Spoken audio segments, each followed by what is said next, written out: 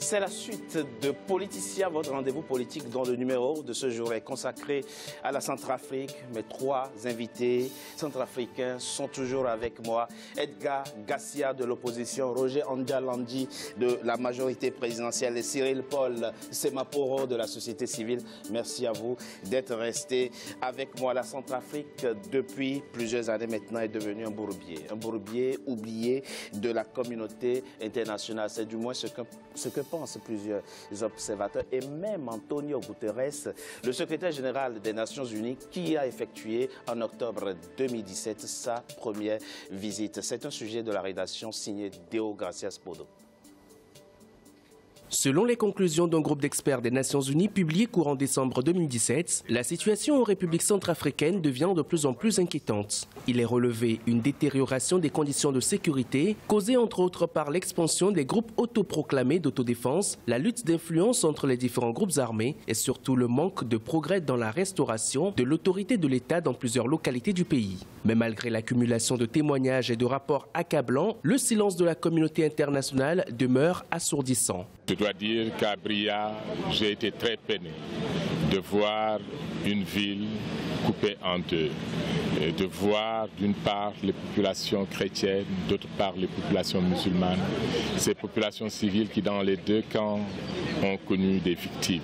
Pendant ce temps, la crise politique perdure et les observateurs internationaux continuent de pointer du doigt les responsables politiques centrafricains. Exacerbés par la persistance des tueries de masse, malgré la présence des casques bleus et des soldats de l'armée régulière, la société civile centrafricaine multiplie les mouvements d'humeur. Elle déplore l'inaction de toutes ces forces qu'elle soupçonne de complicité avec les groupes armés. Aujourd'hui, la République centrafricaine va très mal.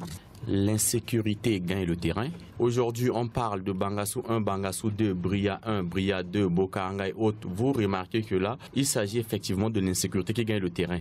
Et à un moment donné, il va falloir qu'on se lève pour dire non. Près de 300 000 déplacés internes, 65 000 réfugiés dans les pays voisins. Depuis le coup d'État de mars 2013 en Centrafrique, le pays peine à sortir du chaos. Les exactions se multiplient, l'Union africaine, l'Union européenne ou encore les Nations unies, toutes semblent avoir privilégié les voies des condamnations sans véritable incidence sur la réalité sur place. À la tribune de l'Assemblée générale des Nations unies en septembre 2017, le président centrafricain Faustin Archange Touadéra n'avait pas manqué de réaffirmer sa volonté à faire réussir les efforts de paix en dépit de ses capacités limitées. La République centrafricaine a indéniablement besoin d'appui financier, matériel et technique. La communauté internationale est exhortée à aller au-delà des promesses.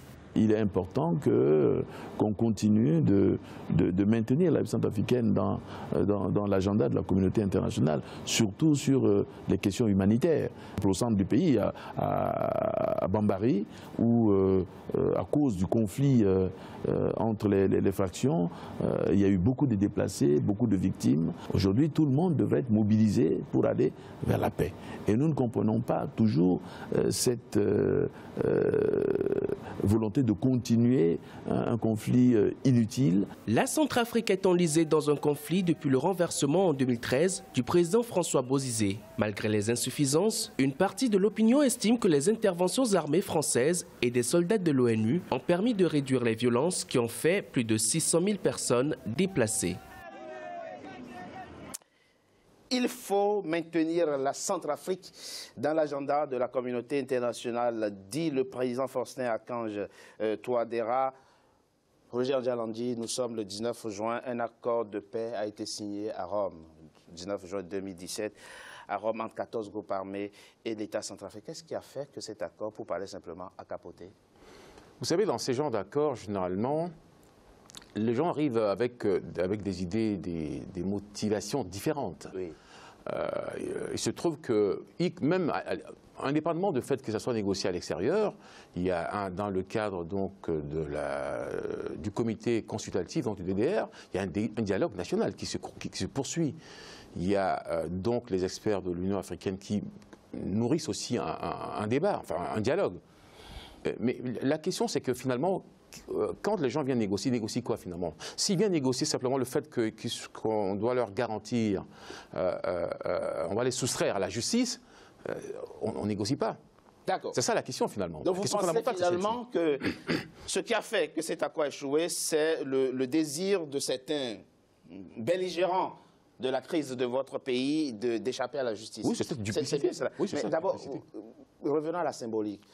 Pourquoi aller à Rome négocier un accord avec des groupes armés centrafricains? Comment se fait-il que le président Faustin Archange Touadéra, alors que nous avons un environnement sous-régional, nous avons un environnement continental, accepte tout simplement, va jusqu'à Rome pour négocier avec les groupes armés? Ça se fait de manière régulière. Oui, ça se fait de manière on appartient à la communauté internationale. Donc, je veux dire qu'il n'y a pas de souci à aller négocier à l'extérieur. Bon, la preuve, 24 heures après, ça a été un pétard finalement, un pétard mouillé, c'est accord. Non, mais c'est pas ça. Je veux dire qu'on appartient. Alors, vous avez souhaité que je réponde tout à l'heure à la problématique que Gatien aurait soulevée, du type sous Sampanza. Parce qu'il a dit quelque chose que je trouve sensé, en tout cas. Du point de vue, au regard du constat, c'est que les mois qui ont précédé l'élection présidentielle étaient des mois calmes dans votre pays, pour ainsi dire. Et après l'arrivée du président Faustin Archange Touadéra, on a l'impression que le boubia a repris. Qu'est-ce qui explique justement cette variation brutale de la situation de sécurité dans votre pays? Mais simplement parce qu'il y a une variation aussi au niveau des forces, simplement. À un moment donné, vous aurez remarqué quand même que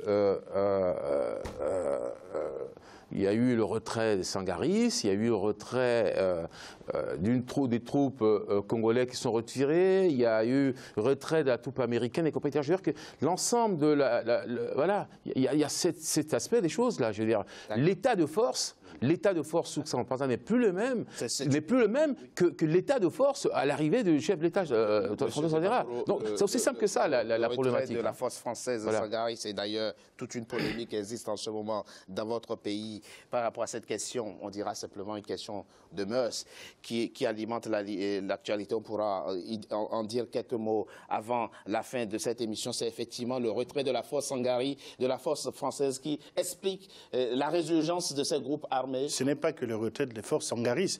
Mais pourquoi est-ce que les gens ne veulent pas dire les choses comme il se doit? Vous savez, moi, le pays, la Centrafrique, c'est un réservoir. Nos richesses, nous sommes accablés à cause de ce que nous avons. Mais les gens ne veulent pas dire ces vérités-là, c'est des vérités crues. Mais chacun a son cahier, les gens, ils ont leur cahier de charge. Ils veulent chacun avoir une part de gâteau. Et les gens sont tués, les gens sont pris en étau, le pays ne sera pas tranquille tant que vous n'aurez pas signé tel ou tel accord, tant que vous ne leur faites pas plaisir aux gens qui sont derrière tous ces manigances-là. La Centrafrique, je disais tout à l'heure, c'est un Eldorado. Tous les vipères, tous les chasseurs d'opportunités, tous les mercenaires de la sous-région se retrouvent en Centrafrique. Ce n'est pas que des Centrafricains. C'est des chasseurs d'opportunités qui viennent de toutes parts parce qu'ils savent qu'en RCA, ils peuvent avoir une petite portion de terre, ils peuvent extraire du diamant, de l'or, vendre au Soudan, vendre en Israël. Vous m'avez dit, et j'espère que vous l'assumez, que le voisin tchadien, dans une certaine mesure, cherche à déstabiliser la Centrafrique. Dites-moi pourquoi le président Idriss Déby déstabiliserait la Centrafrique. Quel intérêt a-t-il à déstabiliser? Déjà, au temps de Bozézé, déjà à l'époque, on demandait à ce que le cours d'eau, le fleuve de Ubangui, puisse être redirigé. Il fallait qu'on fasse un canal pour amener une partie vers le Tchad. Déjà, ce projet-là les tenait à cœur.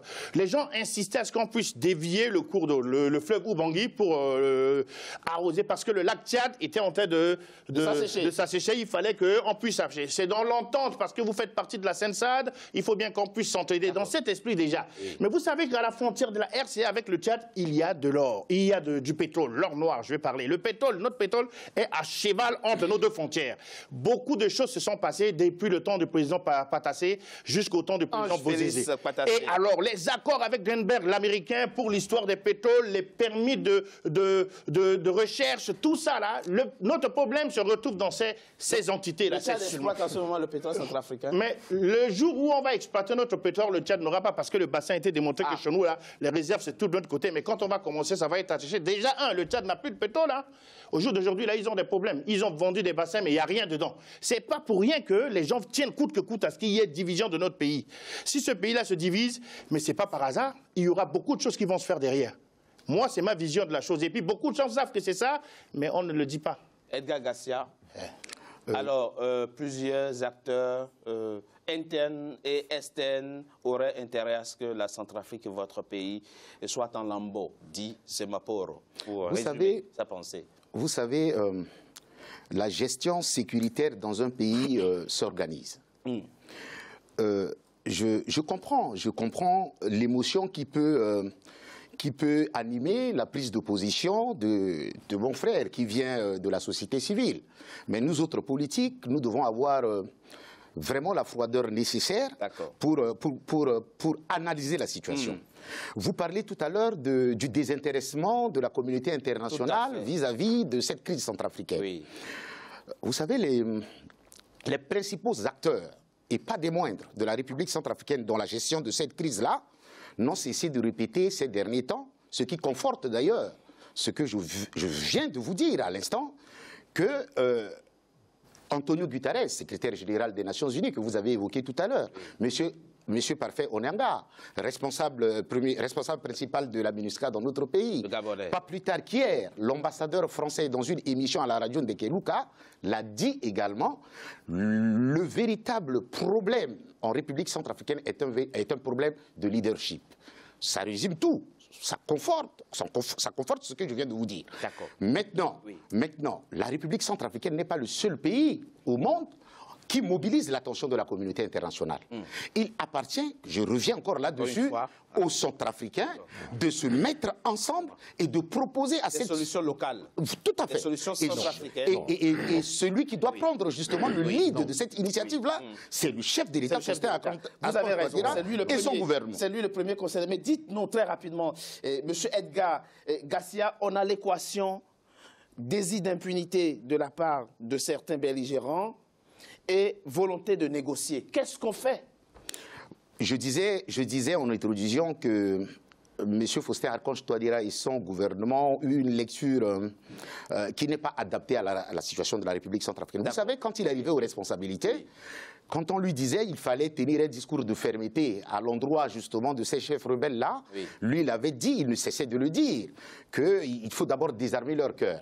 Et nous constatons 2 ans après que les cœurs ne sont pas désarmés, ils sont plutôt réarmés. Et en nommant certains représentants de ces...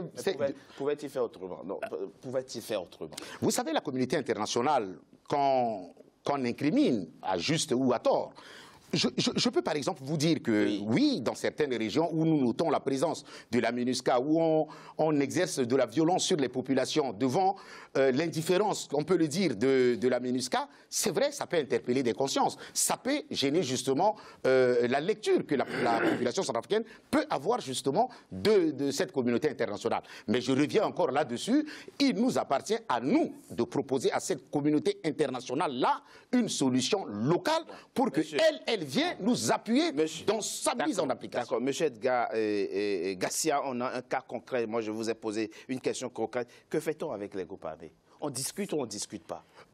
Aujourd'hui, vous savez, la situation a évolué. Nous avons 3 bataillons qui ont été formés par la mission européenne de l'UETM. Oui. Nous avons appris ces derniers temps l'arrivée des armes fournies par l'URSS. Aujourd'hui, ces responsables-là sont connus. Monsieur Andialandi, qui représente la majorité présidentielle sur votre plateau, ne peut pas être capable aujourd'hui de nous dire le mandat d'arrêt que le gouvernement a initié pour l'arrestation de ces chefs rebelles qu'on a identifiés. Par exemple. Mais il est là, il va nous répondre, monsieur Andialandi. Non, mais la question, c'est pas vraiment... Lui, le discours de monsieur Garcia est clair. Il ne faut pas négocier. Désarmer les cœurs dont parlait le président Faustin Archange Touadéra quand il a pris le pouvoir. Pour lui, il dit que c'est une fausse stratégie. Il faut être ferme. Et donc, il demande si des mandats d'arrêt ont déjà été émis et si, effectivement, des chefs rebelles ont pu. Mais quand même, il y a un qui a été jugé quand même il n'y a pas très longtemps. Mais le général Angelo, en l'occurrence. Mais allez, répondez. Non, la question, c'est pas ce niveau-là. Je crois qu'il y a la question, c'est au niveau de la vision, finalement, parce que le vision du chef d'État est clair là-dessus. C'est pas question de lancer un mandat d'arrêt. Non, c'est pas ça. Le problème est que c'est quoi la vision? La vision du chef d'État, c'est d'abord de négocier, voilà, ça marche pas, et simplement. Non, c'est pas ça. C'est-à-dire qu'on ne peut pas aujourd'hui discuter donc avec les groupes armés sans pour autant simplement penser que les choses vont se faire de cette manière-là. Dites-nous la vision, allez-y, expliquons. Expliquez-nous. Faites un peu de pédagogie, monsieur Andjalandi. Oui, mais c'est ce que je... Alors d'abord, il y a un élément, il y a un premier élément, c'est que vous étiez en train de dire la contre-vérité ici, qui consistait à dire que la communauté internationale se serait désintéressée, donc la République centrafricaine. Ce qui est totalement faux. La communauté internationale aujourd'hui a un agent qui est... Écoutez, ce qui est faux. Monsieur, je vais vous dire ce qui est totalement faux. Ce qu'a dit le secrétaire général, c'est pas moi qui l'a dit, hein, moi j'ai dit... vous savez... La communauté internationale, Antonio Guterres, octobre 2017, ça, c'est l'interprétation qu'a le secrétaire général, comme vous dites. Il se trouve qu'il y a quand même une résolution. Il dit, mais je le dis quand même, la communauté internationale ne s'engage pas suffisamment, ne mobilise pas suffisamment ses ressources et ses capacités pour aider la Centrafrique. Mais c'est pas... justement, mais quand il dit ça, il y a quoi derrière finalement? La question, c'est qu'aujourd'hui, la communauté nationale, elle est chez nous. Mais nous avons des désaccords de fond. Avec la communauté internationale. Naturellement, des désaccords de méthode et de finalité. La communauté internationale, chez nous, parle de la réforme du secteur de la sécurité. Or, la population centrafricaine parle de réarmement et de réstructuration de l'armée. C'est un désaccord de fond, à la fois sur l'objectif et les moyens. Donc, la question, c'est à ce niveau-là. La question, c'est pas de dire simplement le secrétaire général a dit ça, et puis on prend ça au pied de la lettre. Non, la question... des désaccords avec la communauté. Il y a un désaccord aujourd'hui. Nous avons une armée qui a une apparence d'une armée qui n'agit pas. Il faut un commandement, il faut une procédure. Quand on vole un moto... quand on vole une mobilette dans un village et que derrière on brûle un village, on brûle tout un village après derrière, c'est qu'il y a un problème, c'est qu'il y a un problème de commandement derrière. Il y a un concept d'opération qui est derrière. Donc la question fondamentale, pendant que la communauté nationale continue de nous dire va faire une réforme de la sécurité, vous savez, en nous, c'est que le besoin du pays aujourd'hui, et c'est sur ça justement, puisqu'on parle de l'arrivée des Russes, etc., le besoin c'est de réarmer, de restructurer l'armée et d'armer, de donner les moyens. Donc il y a une problématique. Il y a une solution en termes de capacité. Il y a une solution en termes de capacité, justement. Mais oui, mais c'est ça le problème. Parce que je vous ai laissé vous amuser un peu, mais par moment, il faut arrêter ça. Vous datez d'abord, les reportages sont datés. Il y a des reportages de plus d'1 an. Alors que la situation a évolué sur le terrain. Quelle situation? La situation a évolué sur le terrain. Mais dans quel sens? Mais dans le sens que simplement, aujourd'hui, il n'y a pas une guerre entre les groupes armés et la population. Non. Nous sommes dans une autre économie de guerre. Cette économie-là, c'est de la prédation. Ça n'a rien à voir. Il se trouve que nous avons en face de nous n'avons pas les moyens. Je vous disais tout à l'heure au début que justement, quand on veut la sécurité, il faut des hommes. Il se trouve que nous n'avons pas ces hommes-là, nous sommes en train de les former. Et pendant ce temps-là, justement, la MINUSCA devait intervenir. Or, la MINUSCA a une autre conception des opérations, de l'emploi des forces. Non. Elle n'intervient que si et seulement si. Vous savez que la question du mandat n'est pas une question de concession. La question du mandat n'est pas une question de concession, c'est ce que vous avez négocié à la base. Quel est le mandat que vous avez négocié? La MINUSCA n'a pas vocation à se substituer. Non, naturellement. Justement, il se trouve qu'elle a une apparence, la MINUSCA a une apparence armée aujourd'hui. Et la population croit à cette apparence-là. Il se trouve que non, dans les faits, non. Il y a une procédure, il faut demander à New York pour qu'on déclare qu'on tire un fusil et compagnie, etc. Donc il y a un certain nombre de problèmes aujourd'hui dans le pays. Et donc c'est cette question, c'est ce désaccord qui est fondamental. Si vous ne voyez pas ces désaccords-là, et vous pensez que simplement parce que le secrétaire général de la société générale déclare tel et qu'on vient ici écraser sur toi, dire pour dire oui, ce ne serait pas lui qui aurait, etc. Mais non, et je vous dis que la sécurité, la paix, on peut l'obtenir que si on a des hommes. Vous savez que il faut les former, les hommes. Vous venez de rappeler tout à l'heure qu'il y a 3 bataillons. Vous me tiendrez le même discours? Mais non. Ah non, j'espère. On marque un coup de pause. On y va. Quelques instants pour la 3e partie de notre émission. À tout de suite.